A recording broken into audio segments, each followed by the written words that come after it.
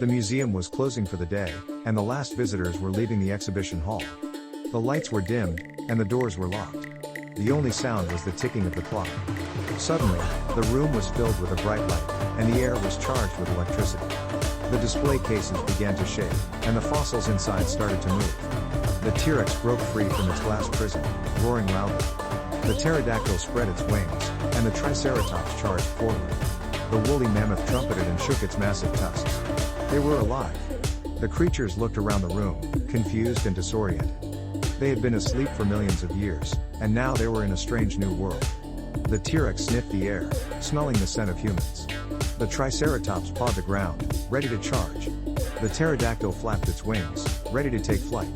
The woolly mammoth trumpeted again, announcing its presence. The creatures started to move, exploring their surroundings.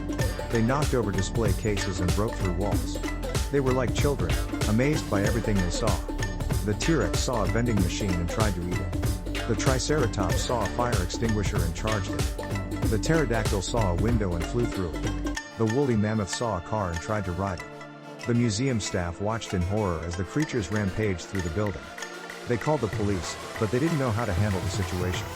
The creatures were too powerful and too unpredictable. They were like gods, unstoppable and untouchable. The climax came when the creatures reached the main hall. The T-Rex roared again, and the Triceratops charged forward. The pterodactyl flew overhead, and the woolly mammoth trumpeted. The humans were trapped, surrounded by the creatures. They had no place to run, no place to hide. Suddenly, the creatures stopped. They looked up at the ceiling, as if they had seen something. They started to move again, but this time they were heading towards the exit. The humans followed them, curious and afraid. They saw the creatures disappear into the night, leaving behind only their footprints.